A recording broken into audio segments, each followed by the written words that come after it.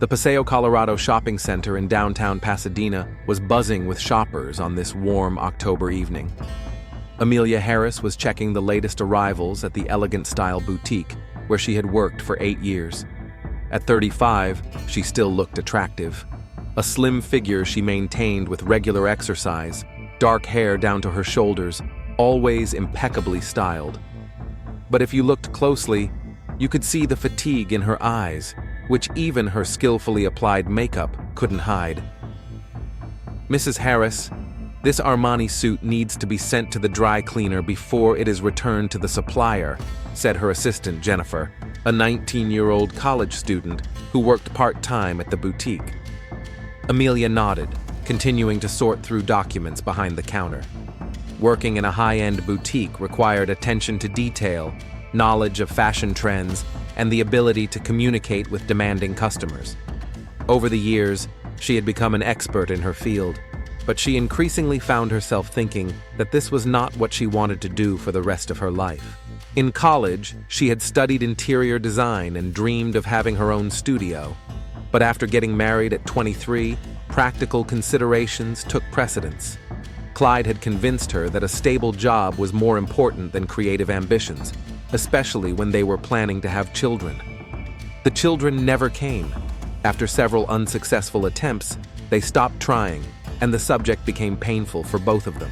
The phone rang at exactly 8 o'clock in the evening as Amelia was closing the store. "Where are you?" Clyde's voice sounded irritated. "Dinner has been getting cold for half an hour." "Sorry, I had inventory today. I'm on my way home," she replied, locking the boutique door. "Next time, give me a heads up. I can't plan my evening if I don't know when you're going to show up." Amelia pressed her lips together. 12 years ago, this kind of concern had seemed like a sign of love to her. Now she saw it only as control. The drive home took 20 minutes. Their house in a quiet residential area of Pasadena was the dream of many. A 2-story Spanish-style mansion with a beautiful garden that Clyde had landscaped himself on weekends. 3 bedrooms, 2 bathrooms, a living room with a fireplace. Everything was perfect, just as Clyde had planned. Clyde Harris met his wife at the door, a 42-year-old man with the strong build of a builder and a strong-willed chin. His construction company, Harris Construction, specialized in commercial building renovations and brought in a steady income, although competition in the Los Angeles area was becoming increasingly fierce. "The chicken is overcooked," he said, watching Amelia wash her hands in the kitchen sink. "I'm sorry. Can we order pizza?" "No, I've already had dinner. Your portion is in the fridge." Amelia silently took out a plate and heated it in the microwave. They sat down at the dining table, a massive oak table that Clyde had bought 5 years ago, saying it was an investment for life.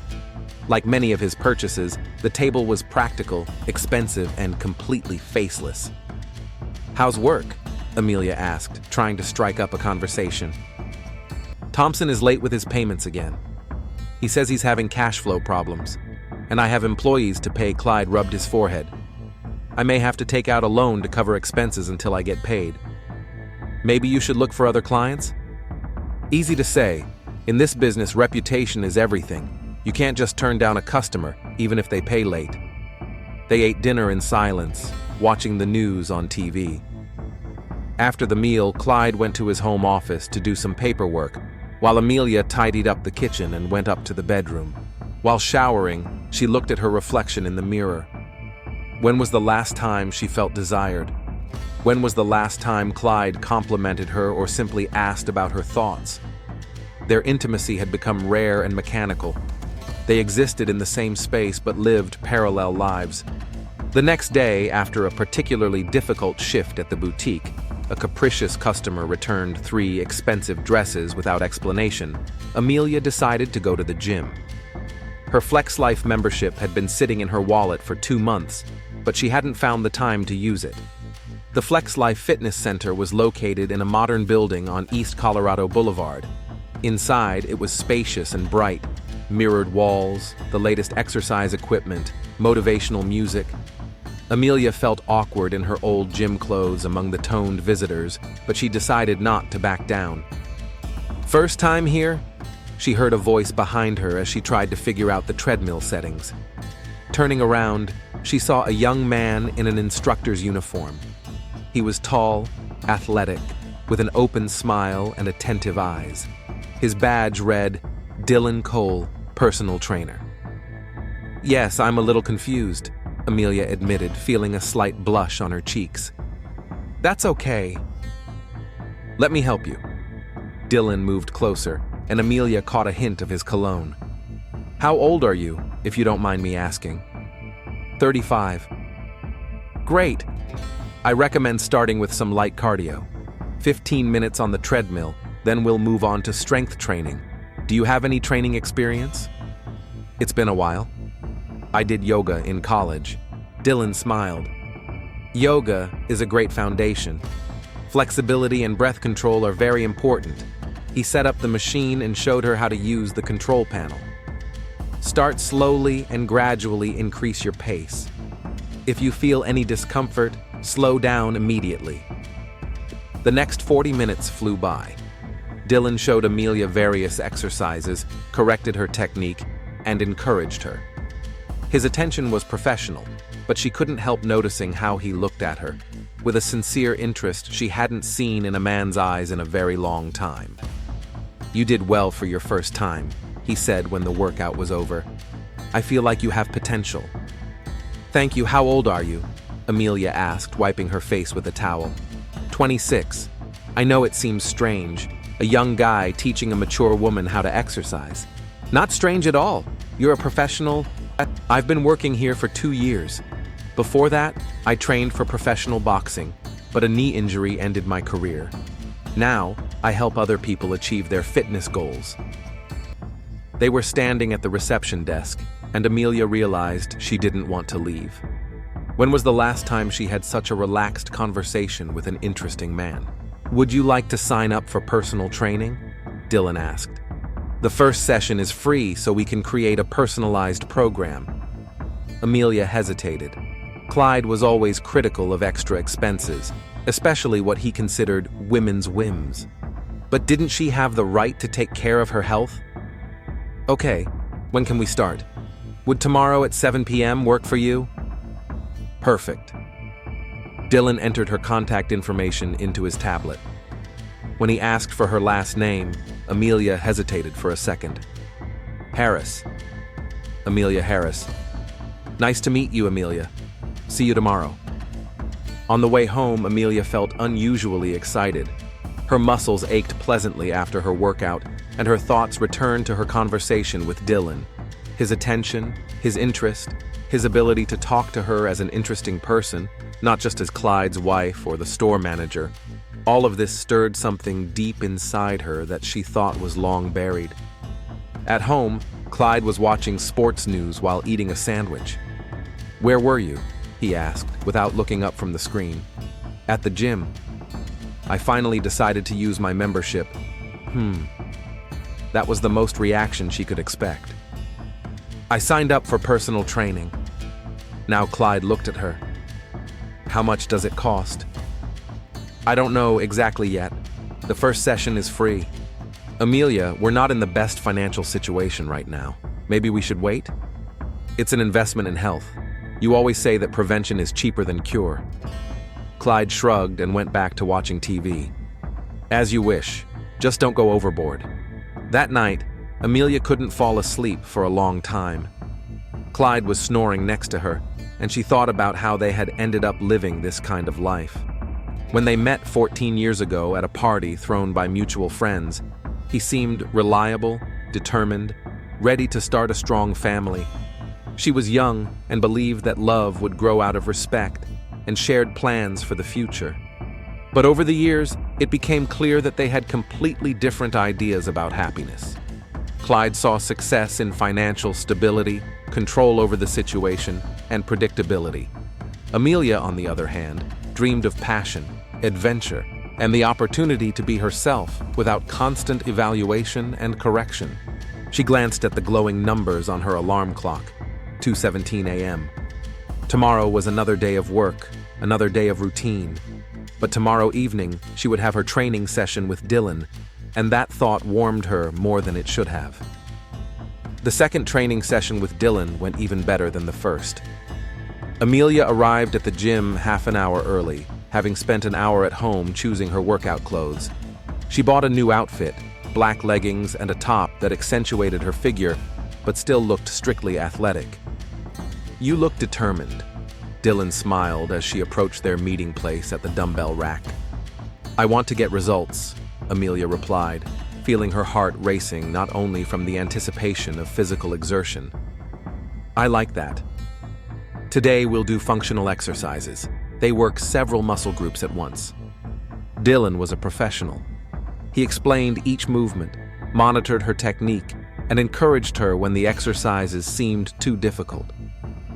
But there was definitely chemistry between them that was hard to ignore. His hands correcting her position during squats, glances that lingered a fraction of a second longer than necessary, laughter that sounded too intimate for a gym. "Tell me about yourself," Dylan said during a break while they drank water. "What do you do besides work?" "Honestly, not much. Work, home, sometimes meeting up with a friend. I used to be into interior design, even studied it in college." "Why did you give it up?" "Life turned out differently. Marriage, practical considerations." Amelia shrugged. "What about you? Have you always wanted to be a trainer?" "No, I was seriously involved in boxing before my injury. I wanted to become a professional. I even participated in several tournaments." Dylan rubbed his knee. "But sometimes plans change, and that's not always a bad thing. Now I help people discover something new in themselves, like you, for example." "What did you discover in me?" Amelia asked, and there was a hint of coquetry in her voice that surprised even her. "Strength, determination, and beauty, which you clearly underestimate." Their eyes met, and tension hung in the air. Amelia felt a heat that had nothing to do with physical exercise. "I have to go," she muttered, gathering her things. "See you on Friday?" Dylan asked. "Of course." On the way home, Amelia couldn't concentrate on the road. Dylan's compliment replayed in her head over and over. When was the last time Clyde had called her beautiful? She couldn't even remember. At home, Clyde was sitting at the kitchen table with a calculator and a stack of bills. His face was grim. "How's it going?" Amelia asked, trying to sound casual. "Bad. Thompson has finally gone under. His company has filed for bankruptcy. That means I'll probably never see the $100,000 he owes me." "My God! What now?" "I'll have to take out a loan against the house. There's no other way. I have obligations to my suppliers and employees." Clyde rubbed his face with his hands. "I'm sorry, but we'll have to put your training on hold." "Clyde, not now, Amelia. I'm not in the mood for discussions." The next day, Amelia came to work in a depressed mood. The thought of having to give up training just when she was starting to feel alive was painful. "You look like your world has fallen apart," said Sarah Mitchell, walking into the boutique during her lunch break. Sarah worked as a credit advisor at Bank of America, 2 blocks from the mall, and she and Amelia had been friends for 6 years. Sarah was divorced, raising a 10-year-old son on her own, and approached life with a practical optimism that sometimes annoyed Amelia, but more often inspired her. "Clyde won't let me go to the gym," Amelia said, locking the boutique door for her lunch break. "He did?" "He's your husband, not your prison guard." They went to Blue Bottle Coffee on the same floor of the mall. At a corner table, hidden from prying eyes, Amelia told her friend about Clyde's financial problems and how they had affected her plans. "I understand that he's in a difficult situation," Amelia said, stirring her latte. "But why is the first thing he decided to give up something that's important to me?" "What's important to him?" Sarah asked. "Control, stability, predictability." "What's important to you?" Amelia thought for a moment. "I used to think it was stability too, but now I don't know. I want to feel alive, desired, interesting." "And do you feel that way at the gym?" "Yes, There's Dylan, the trainer. He makes me feel special. Sarah looked at her friend intently. Amelia, be careful. I know things aren't going well with Clyde, but you're a married woman. Nothing is happening. He's just attentive, professional. Yeah, and handsome, I'm sure. Amelia blushed. Age doesn't matter when it comes to professional relationships. How old is he? 26. Sarah shook her head. Girl, you're playing with fire. That same evening, Amelia received a message from Dylan. Hi. Same time tomorrow? I want to show you some new balance exercises. She stared at her phone screen, struggling with an internal conflict. The sensible part of her told her to cancel the training session and focus on her family problems. But the other part, the part that felt young and desirable in Dylan's presence, wanted to continue. Clyde, I need to talk to you, she said as she entered the home office where her husband was sorting through documents.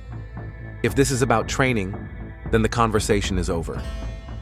It's important to me. Can I pay for it out of my salary? Clyde looked up from his papers and stared at his wife in surprise. Seriously? We're in a crisis, and you want to spend money on whims? It's not a whim. It's my health, my well-being. Your well-being depends on how stable our family is financially. And right now, there is no stability. Maybe stability isn't the most important thing in life? Clyde slowly got up from the table.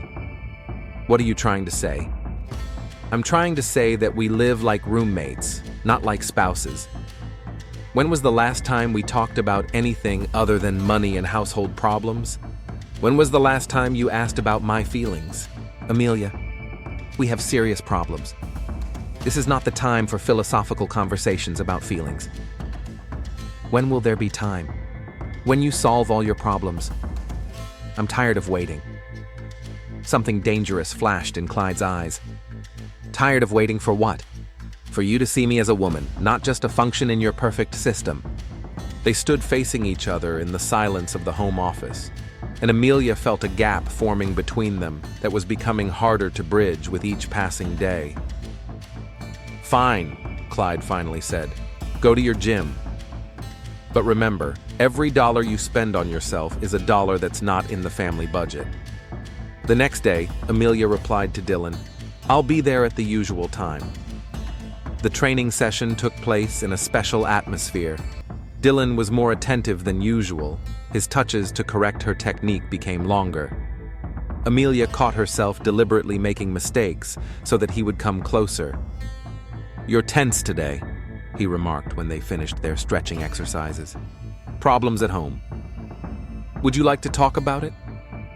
Sometimes it helps to talk to someone who isn't involved. They sat on a bench in the lounge area, and Amelia told him about the conflict with Clyde, about feeling lonely in her marriage, about how she had lost herself over the years of being married. You know what I think? Dylan said when she finished. You give too much and get too little in return. It's not fair, maybe. But I made promises. Promises work both ways. What did your husband promise you? Amelia thought about it. What had Clyde promised? To love her, protect her, be there for her in good times and bad. Had he kept those promises? Amelia. Dylan leaned closer, and she felt the warmth of his breath. You deserve to be appreciated, to be treated like a queen, not a servant. Their faces were very close, a little closer, and their lips would have touched. Amelia saw desire in his eyes, sincere admiration, passion, everything she hadn't seen in a man's eyes for many years. I have to go, she whispered, pulling away abruptly. Of course. See you on Monday? Yes. But as she walked to her car, her heart was pounding like crazy. She knew she had crossed a line, and she knew she wanted to cross it again. The atmosphere in the house was tense over the weekend. Clyde spent more time than usual in the garage, supposedly repairing something in his truck. Amelia did her chores, but her thoughts kept returning to Dylan. On Sunday evening, while Clyde was watching football, she received a message. Thinking about our conversation. Hope you're having a good weekend. Dylan. It was a simple message, but it made her smile for the first time in 2 days. She quickly typed a reply. "Thanks. Looking forward to Monday."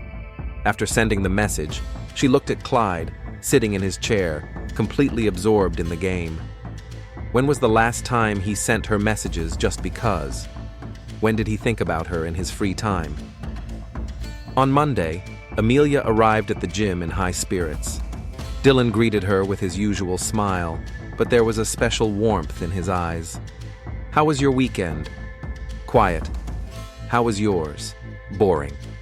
I kept thinking about coming up with a new program for a special client." The workout was intense but fun.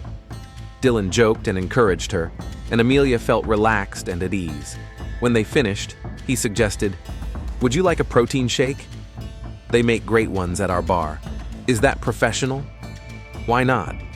Proper nutrition is part of the training process." They sat at a small table in the sports bar next to the gym, and the conversation flowed smoothly from fitness to personal topics. Dylan talked about his plans to open his own personal training studio, about traveling, about the books he reads. Amelia listened, captivated by his enthusiasm and ambition. "What about you? What are your dreams?" he asked. "I used to want to be an interior designer. To create beautiful spaces where people would feel happy. Why used to? Dreams don't have an expiration date. At 35, it's too late to start over." "Nonsense. My aunt studied law at 42 and now runs her own practice. Age is just a number." When Amelia got home, it was already 9 o'clock in the evening. Clyde met her in the hallway. "Long workout." "Yes, we also discussed the nutrition program." "We?" "Me and the trainer." Suspicion flashed in Clyde's eyes. "What's his name?" "Dylan." "Why? Just curious. How old is he?" Amelia sensed danger. "I'm not sure. He's young. A young man training married women. Interesting profession." "Clyde, what are you trying to say?" "Nothing. Just be careful. Not all men are as honest as they seem." That night, Amelia lay awake for a long time, analyzing her feelings. She realized she was falling in love with Dylan, and it scared her. At the same time, she felt more alive than she had in years. The next day, Sarah showed up at the boutique. "You're glowing," she said without preamble. "What?" "You look like you're in love." "Don't tell me it's because of the gym." Amelia lowered her eyes. "Sarah, my God, you really fell in love with that trainer? I don't know what's happening to me. When I'm with him, I feel young, beautiful, interesting. He sees things in me that Clyde stopped noticing long ago." "Amelia, do you understand where this is going?" "Nothing is happening. We're just talking. So far. What will happen next?" Amelia didn't know the answer to that question, but she knew she wasn't ready to stop. The 4th week of training was a turning point. Amelia arrived at Flex Life in a depressed mood after another argument with Clyde over the electricity bill, which he thought was too high because she always has the air conditioning on. "What's wrong?" Dylan immediately noticed the change in her mood. "Nothing much, just family problems. Want to talk about it after training?" "I know a cozy cafe nearby." Amelia hesitated. Meeting at a cafe was no longer part of the professional trainer-client relationship. It was the next step towards something more. "Okay," she finally said. The training session was intense. Amelia was distracted, and Dylan was more attentive to her emotional state than to her exercise technique. When they finished, he offered her a shower and suggested they meet at the exit in half an hour. Earth Cafe on South Lake Avenue was just as Dylan had described it, cozy and relatively quiet for a Thursday evening. They sat at a table in the corner, away from the other patrons. "Tell me what's bothering you," Dylan said after they ordered coffee. Amelia told him about Clyde's constant nitpicking, how he counted every dollar she spent, how she felt like she was living under a microscope. "Today he accused me of being wasteful because I bought a new shampoo, a $12 shampoo, and he spends $40 on cigars every week." That's called a double standard, Dylan said. A man should support a woman, not oppress her. He wasn't like this before. Or maybe I just didn't notice. People don't change, Amelia. They just take off their masks over time. Dylan reached across the table and covered her hand with his. It was the first truly intimate gesture between them, and Amelia felt an electric shock run through her body. "You deserve so much better," he said quietly. "Dylan, I know you're married, but I also know you're unhappy, and I can't pretend I don't care." They looked into each other's eyes, and Amelia felt the last barriers she had been trying to maintain crumble. "What are you suggesting?" she whispered. "Nothing that would hurt you. Just let me take care of you. Show you how it should be." They sat in the cafe until closing time, talking about everything and nothing. Dylan talked about his childhood in Phoenix, how he had to grow up fast after his father died when he was 16, and his dream of opening a chain of fitness studios. Amelia shared memories of college, of the early years of her marriage, when she still believed that love could grow out of affection. "I have an apartment in Old Pasadena," Dylan said as they walked to their cars. "It's small, but cozy. View of the mountains. Would you like to see it?" Amelia knew that agreeing meant crossing a point of no return, but she also knew she couldn't say no. Dylan's apartment was located in a renovated 1920s building on North Raymond Avenue, one of those historic houses that Pasadena was famous for. The interior was simple but tasteful. Minimal furniture, lots of light, books on sports and psychology on the shelves. "Beautiful," Amelia said as she approached the window overlooking the San Gabriel Mountains. "I've been renting it for 2 years. The landlord is an elderly Italian man, very kind. He lets me delay payment when there are few clients." Dylan turned on some quiet music and offered her some water. They sat down on the sofa, and the atmosphere became even more intimate. "Amelia," he turned to her, "I don't want to force you into anything, but I also can't hide my feelings." "What feelings?" "I'm in love with you. From the first day you walked into the gym. Your sadness, your beauty, your intelligence, it all struck me." Amelia felt tears welling up in her eyes. When was the last time a man had spoken to her about love with such sincerity? "Dylan, He leaned down and kissed her. Gently, carefully, giving her the opportunity to pull away. But Amelia didn't pull away. She responded to the kiss with the eagerness of a woman who had been deprived of real intimacy for too long. They spent the whole night together. Dylan was a tender and passionate lover, making Amelia feel like a goddess. In his arms, she remembered what it meant to be desired not only as a homemaker or a source of income, but as a woman. In the morning, reality hit her with full force. Lying in a strange bed next to a sleeping man 9 years her junior, Amelia realized she could no longer pretend. Her marriage had not ended yesterday. It had ended many years ago. Yesterday, she had simply finally acknowledged it. Dylan woke up and smiled at her. "Good morning, beautiful." "Good morning. What are you thinking about?" "About how I need to go home, and about how I don't know how to look my husband in the eye." Dylan sat up in bed. "What if you don't look?"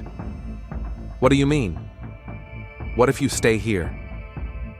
With me, Amelia looked at him in surprise. "Dylan, we've only known each other for a month. Sometimes a month is enough to know that someone is your destiny.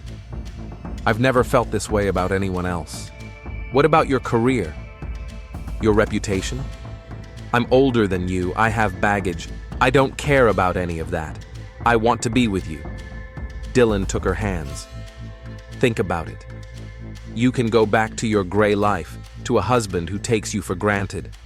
Or you can start a new life with someone who adores you."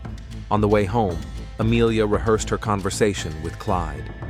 She made up a story about staying overnight at Sarah's after Sarah had a fight with her boyfriend. But when she walked into the house, Clyde was sitting at the kitchen table with a grim expression on his face. "Where have you been?" "At Sarah's. Don't lie to me." His voice was cold as ice.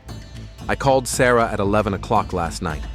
She said she hadn't seen you since yesterday." Amelia's heart sank. "Clyde, where were you?" "I was meeting a friend." "Which friend? Your coach?" Amelia was silent, and that was her answer. Clyde slowly stood up. His face was a mixture of pain and rage that frightened her. 12 years of marriage. For 12 years I built our life, our home, our future. And you're throwing it all away for some boy? Clyde, our marriage died a long time ago. We just didn't want to admit it. Our marriage was wonderful until you started looking for problems. Wonderful? When was the last time you told me you loved me? When was the last time you asked about my thoughts, my plans, my dreams? I provided for you. I gave you stability, security. I'm not a dog that's satisfied with a roof over its head and a bowl of food. Clyde grabbed her by the shoulders. You don't understand what you're doing. That guy is using you. As soon as he gets what he wants, he'll dump you for the next lonely housewife. Let go of me. Amelia, think about it. We can fix this. Let's go on vacation, see a family therapist. No. She broke free from his grip. It's too late. What do you mean, too late? It means I'm leaving. The silence hung in the air like a thunderclap. Clyde looked at his wife as if he were seeing her for the first time. You can't leave. I can, and I am. I won't let you. You can't stop me. We'll see. Clyde's voice took on a threatening tone that Amelia had never heard before. You think you can just walk out?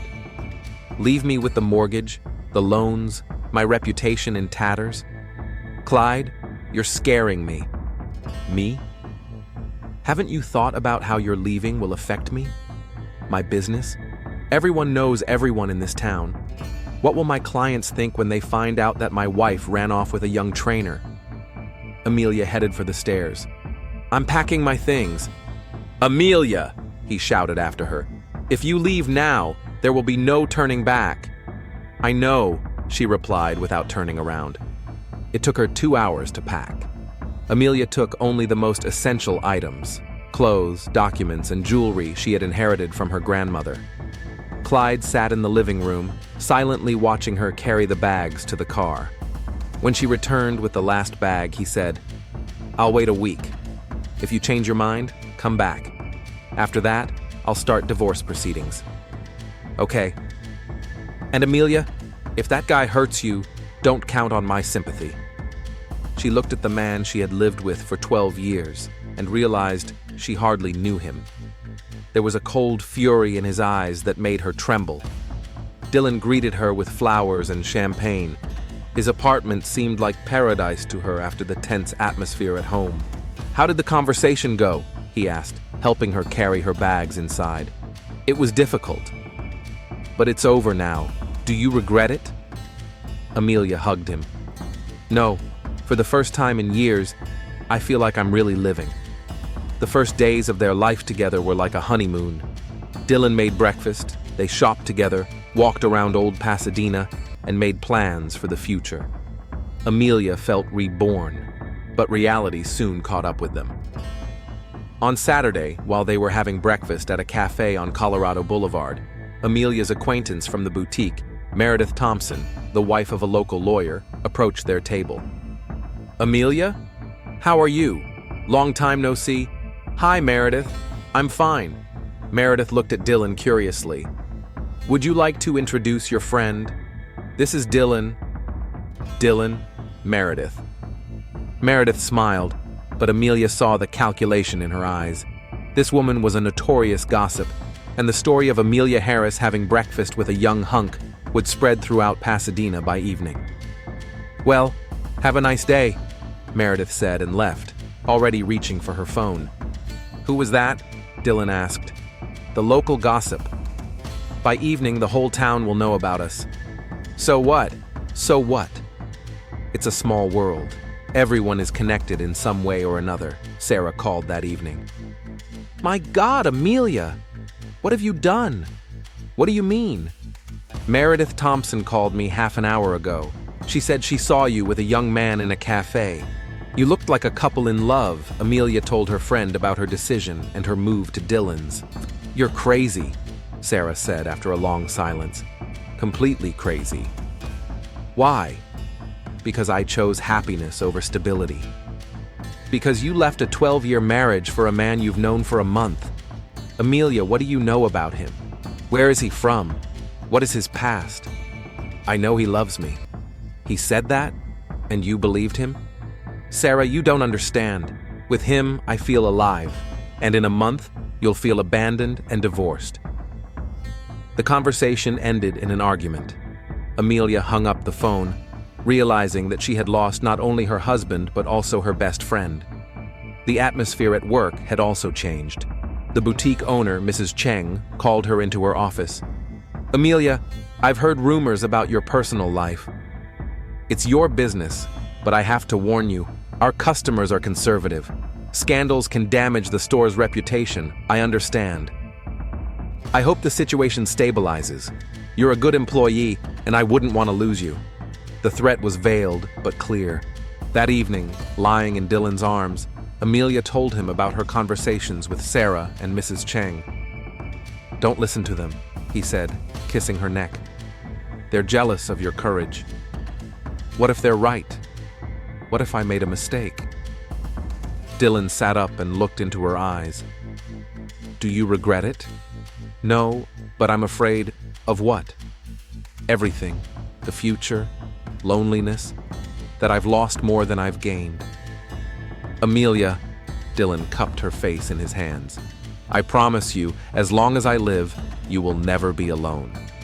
His words were meant to reassure her, but for some reason, there was an alarming note in them that she couldn't quite place. The week passed quickly. Amelia was getting used to her new life, but the feeling of anxiety never left her.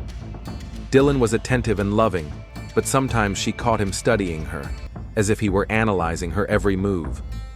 On Friday evening, exactly 1 week after leaving her husband, the doorbell rang. The doorbell rang sharply in the silence of Friday evening. Amelia was lying on the sofa in the living room reading a magazine, while Dylan was cooking dinner in the kitchen. Are you expecting someone? She asked. No. Maybe the neighbor is here for salt. Dylan dried his hands with a kitchen towel and headed for the door. Through the peephole, he saw a man in a dark jacket and baseball cap, his face barely visible in the dim light of the hallway. Who's there? Dylan asked. Delivery, the stranger replied. I didn't order anything. For Amelia Harris. Flowers. Amelia was alert. Who could be sending her flowers? Dylan looked at her questioningly, and she nodded. He opened the door, leaving the chain on. At that moment, the door flew open, knocking him off his feet. A man in dark clothes and a mask burst into the apartment. Amelia screamed and tried to run to the bedroom, but the stranger was faster. He grabbed her by the hair and dragged her back to the living room. What do you want? She shouted. We don't have any money. The man remained silent. Dylan tried to get up, but was struck on the head with something heavy and lost consciousness. Please don't hurt me, Amelia begged, but she saw cold determination in the attacker's eyes. The last thing she saw was a knife in his hand. Saturday, 7:30 a.m. Robert Echaniki, a 72-year-old neighbor from downstairs, was climbing the stairs with his newspaper and coffee when he noticed a dark stain under the door of apartment 3B. At first, he thought the residents had spilled something, but then he realized the stain was too dark for water or coffee. Hey guys, he knocked on the door. Is everything okay in there? Silence. Robert tried the handle. The door was ajar. Peering inside, he saw a scene that would remain etched in his memory forever.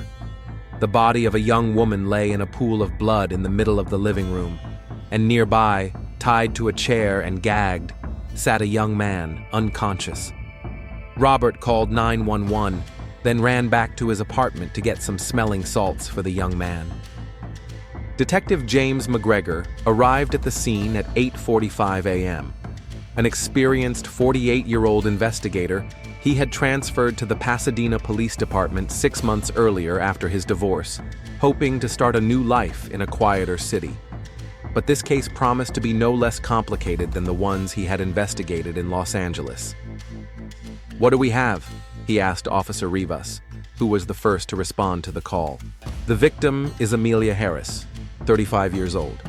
Multiple stab wounds. The witness is Dylan Cole, 26 years old, who lived with the victim. He claims that the attacker was wearing a mask, hit him on the head, and tied him up. He woke up when we arrived."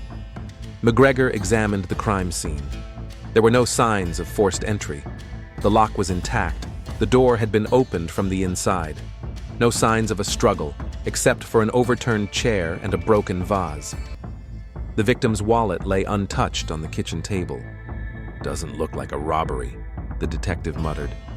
Dylan sat on the sofa in Mr. Eshenique's neighboring apartment, holding an ice pack to the back of his head. His eyes were red from crying and shock. "Mr. Cole, I understand this is difficult for you, but I need to ask you a few questions," McGregor said. "Of course. Anything that will help find this bastard. Tell me what happened." Dylan described the events of the evening: the doorbell, the man who introduced himself as a delivery man, the attack. "Could you describe the attacker?" "Average height, stocky build, dark jacket, jeans, baseball cap, and mask." His voice sounded familiar, but I can't remember where I've heard it before. "Familiar how?" "I don't know. Maybe it just seemed that way." "Did Mrs. Harris have any enemies? Anyone who might have wanted to harm her?" Dylan hesitated. "Her husband, Clyde Harris. Amelia left him a week ago, and he took it very badly." "Badly in what sense?" "He threatened her. Said he wouldn't let her go." McGregor wrote down the information. "Anyone else?" "I don't think so. Amelia was a good person. Everyone loved her." Clyde Harris was at a construction site in Altadena when the police approached him. The workers watched curiously as their boss talked to the detective. "Mr. Harris, I'm afraid I have some bad news. Your wife is dead." Clyde turned pale and slumped down onto a toolbox. "What? How? Murder. I need to ask you some questions." "I don't understand. Who would kill Amelia?" "Where were you last night between 7 and 9? "At home, working on paperwork, watching TV." "Can anyone confirm that?" "No, I was alone." McGregor noticed that Clyde's hands were shaking slightly, but that could have been a reaction to the shock. "Mr. Harris, I know your wife recently left you. How did you take that?" "Of course I was upset. But kill her?" Clyde shook his head. "Detective, I loved Amelia. Yes, we argued. Yes, we had problems. But I would never have hurt her. Witnesses say you threatened your wife. I was angry. I said stupid things, but that doesn't mean I'm capable of murder." "Do you own a knife?" "Of course I have a bunch of knives. I'm a builder. I'll need to search your home and tools." "Please, I have nothing to hide." Sarah Mitchell cried in Detective McGregor's office at the station. The news of Amelia's death had shaken her to the core. "I was a bad friend," she sobbed. "We had a fight last week over her decision to leave her husband. I was so angry with her for being so foolish." "Tell me about her relationship with her husband." Clyde was always controlling. Amelia complained that he counted every penny she spent, that she felt like she was in prison. But I never thought he was capable of violence. "What about that coach, Dylan Cole?" "I warned Amelia that he was too young, that she didn't know him well. But she was in love." Sarah wiped her eyes. "Do you think it was him?" "It's too early to say." "What can you tell me about him?" "Nothing. Amelia met him a month ago at the gym. He seemed like Prince Charming to her." Sarah smiled bitterly. "Maybe I was right when I said he was using her." "Why did you think that?" "A beautiful, lonely, married woman in the throes of a midlife crisis. An easy target for a young man after money." "Did Amelia have money?" "Not much. But her husband has a business, a house. After the divorce, she could get half that evening at the station. McGregor studied the evidence that had been collected. The fingerprints at the crime scene belonged only to the victim and Dylan Cole. The murder weapon was a kitchen knife from a set in Dylan's apartment. The knife had only Amelia and Dylan's fingerprints on it. They used it for cooking. Strange, the detective muttered. The killer wore gloves but used a knife from the apartment. The ringing of the phone interrupted his thoughts. Detective McGregor? This is Robert Eshenique, the neighbor who found the body. I remembered something important. I'm listening. Yesterday, around 9 in the evening, I was taking out the trash. I saw a man walking away from our house. He was tall, strong, wearing a dark jacket. Can you describe him in more detail? He was walking fast, but not running. As if he was in a hurry, but didn't want to attract attention. And he had the same truck as Amelia's husband. A white Ford pickup. McGregor wrote down the information. Are you sure? Not 100%, but very likely. I saw Clyde visit them several times in the early years of their marriage. After the conversation, the detective reviewed the CCTV footage from the nearby streets. One of the videos, taken at 8:47 p.m., showed a white Ford pickup truck driving away from the scene. The license plate number was impossible to make out. McGregor also checked the phone records of all three suspects. Clyde didn't make any calls last night, but his phone showed movement. From 6 to 7 p.m., he was at home. Then the signal disappeared until morning. Either the phone was turned off or was in an area with poor coverage. Dylan had a solid alibi.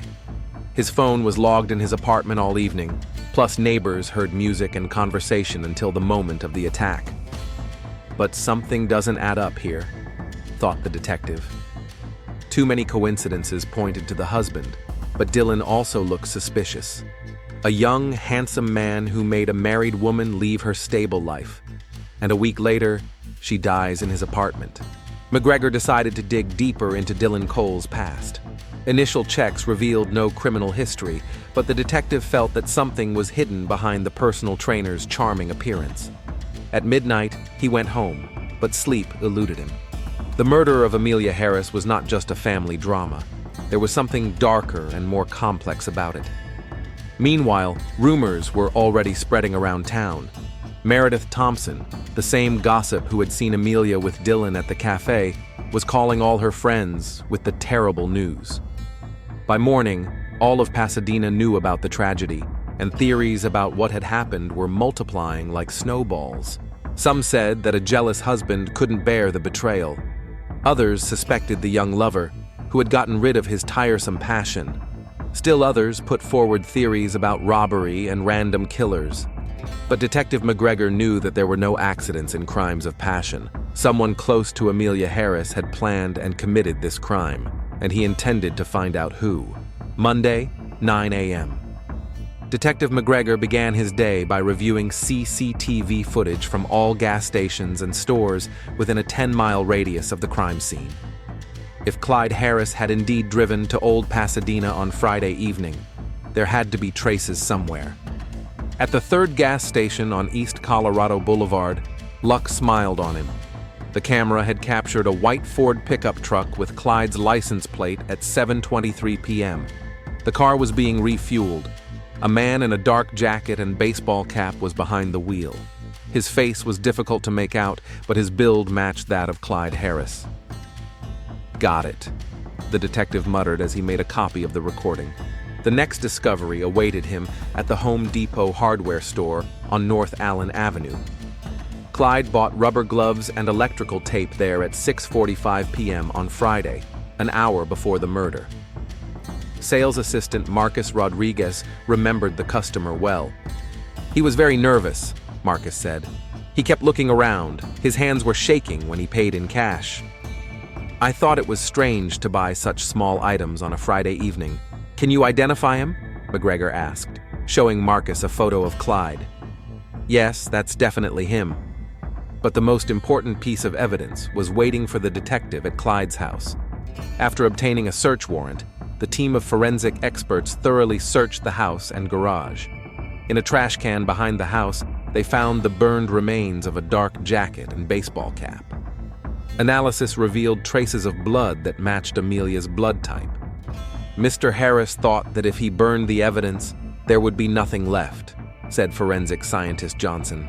But blood seeps deep into fabric. In the garage, under the workbench, they found an empty package of rubber gloves and a roll of electrical tape, exactly the same kind that Clyde had bought at Home Depot. Tuesday, 2 p.m. Clyde Harris sat in the interrogation room at the Pasadena Police Department. He looked tired and nervous, constantly rubbing his hands and avoiding the detective's gaze. "Mr. Harris, I'm going to show you some photos," McGregor began, laying out printouts from the surveillance cameras on the table. "Is this your truck at the gas station on Friday at 7:23 p.m.? Clyde looked at the photo and turned pale. "I might be." "You might be?" "That's your license plate," McGregor pointed to the clearly visible numbers. "And is this you behind the wheel?" "Maybe." "I don't remember. You don't remember filling up on Friday night? And this man at Home Depot, you don't remember him either?" The detective showed him the next photo. "I don't know what you want to hear. The truth. That you bought rubber gloves and electrical tape an hour before your wife was murdered?" Clyde remained silent, his jaw clenched. "And we found this in your trash." McGregor took out a clear bag with the charred remains of fabric. "The lab confirmed that your wife's blood is on this jacket." "I want a lawyer," Clyde muttered. "Of course. But first, let me tell you how it all happened." McGregor leaned back in his chair. "On Friday afternoon, you followed your wife. You found out the address where she lives with Dylan.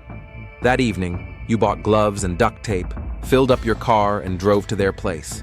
You knocked on the door, pretending to be a flower delivery man.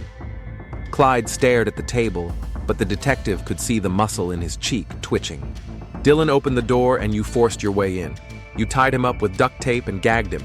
And then, McGregor paused, and then you killed Amelia with a kitchen knife. 12 blows, Mr. Harris. That's not self-defense, that's rage. She betrayed me," Clyde suddenly exhaled. 12 years. 12 years I built our life, and she threw it all away for that boy. So you admit it? Clyde looked up. His eyes were a mixture of pain, anger, and despair. "What difference does it make? You have the evidence. Tell me how it really happened." Clyde sighed heavily. "I didn't plan to kill her. I just wanted to talk to her, to make her reconsider. I took the knife to scare her. But when I saw them together, their happy faces, something inside me snapped." "What happened in the apartment?" "Dylan opened the door. I hit him and tied him up. I told Amelia she had to come home, but she laughed. She said she would never go back to such a nobody. That with Dylan she felt like a real woman." Clyde clenched his fists. "I gave her everything. A home, stability, security. And she chose this boy with no future. And you killed her." "I couldn't control myself. When she said she loved him, the knife was in my hands. And then it was too late." Wednesday, 10 a.m. McGregor studied the additional case materials. Forensic tests confirmed that the blood on Clyde's clothes belonged to Amelia. The fingerprints on the glove packaging and electrical tape were also his. But one thing bothered the detective. He called Dylan Cole in for further questioning. "Mr. Cole, you said that the attacker's voice sounded familiar." "Yes, but I couldn't figure out where from." "And now? Knowing that it was Clyde Harris?" Dylan thought for a moment. "Maybe. Amelia showed me his photo once and told me about him. Maybe that's why the voice sounded familiar." "One more question. Clyde claims that you and Amelia were laughing and looked happy when he entered. Is that true?" "We were making dinner, yes." "Amelia was in a good mood. For the first time in a week, she wasn't thinking about her problems." "Did she say anything about her husband that evening?" "She said she didn't regret her decision, that she felt free." Dylan lowered his eyes. "If I had known he was coming..." "It's not your fault, Mr. Cole." Thursday. McGregor met with District Attorney David Chang to discuss the charges against Clyde Harris. "We have motive, murder weapon, physical evidence, and a confession," the detective summarized. First-degree murder with aggravating circumstances. I agree. The premeditation is obvious. The purchase of gloves and duct tape, the planning of the visit. This is not a spontaneous crime of passion. The defense will argue second-degree murder, citing the emotional state of the defendant. Let them try. 12 stab wounds indicate cruelty and cold-bloodedness. The trial took place 4 months later. It lasted 3 weeks and attracted the attention of the entire Pasadena community. Clyde Harris's lawyer, Robert Finch, tried to portray his client as a victim of circumstances, a man driven to despair by his wife's infidelity. Clyde Harris is not a murderer, he told the jury. He is a man who has lost everything that was dear to him. In a moment of rage, he committed an act that he regrets every second. But Prosecutor Chang methodically dismantled this version of events. Ladies and gentlemen of the jury, this was not a crime of passion. The defendant planned the murder. He bought gloves so as not to leave fingerprints. He took duct tape to tie up the witness. He tracked down his wife and cold-bloodedly killed her with 12 knife wounds. Dylan's testimony was particularly painful. He recounted how Clyde calmly tied him up, saying, "You're going to watch her die. And no, it's because of you." Sarah Mitchell cried as she testified about how Clyde threatened Amelia on the phone the day before the murder. He said if she didn't come back, she would regret it. The verdict was unanimous, guilty of first-degree murder. Clyde Harris was sentenced to life in prison without the possibility of parole. Reading the sentence, Judge Margaret Stone said, "Mr. Harris, you took the life of a woman who had a right to happiness. Your jealousy and desire for control do not justify this heinous crime." Clyde listened to the sentence without emotion. Amelia's parents, who had flown in from Ohio, were sitting in the courtroom. Her mother, Dorothy Nelson, later told reporters, "Justice has been served, but it won't bring our daughter back." A year later, Detective McGregor received a letter from Clyde Harris at San Quentin State Prison. "Detective, I know you think I'm a monster. Maybe I am. But I want you to understand that I truly loved Amelia. In my own way, wrongly, but I loved her. I just didn't know how to show it other than by controlling her life. When she left, I felt like I had lost not only my wife but myself. This is not an excuse, just an explanation. Every night I see her face and regret what I did." McGregor folded the letter and put it in the case file. He had investigated dozens of murders, but the story of Amelia Harris was particularly memorable to him. A woman who dared to seek happiness paid for it with her life. Dylan Cole left Pasadena 2 months after the trial. Too many painful memories tied him to that city. He moved to San Diego, where he opened a small fitness studio. Sometimes he had nightmares about that night, but time gradually healed his wounds. In an interview with a local newspaper a year later, he said, "Amelia was a special woman. She deserved love and happiness, but instead she was killed by the man who swore to protect her. It's a tragedy that could have been avoided if people knew how to let go of those they love." Amelia Harris's story is a reminder that the right to happiness and freedom of choice is sacred, and no one has the right to take it away by force, even in the name of love.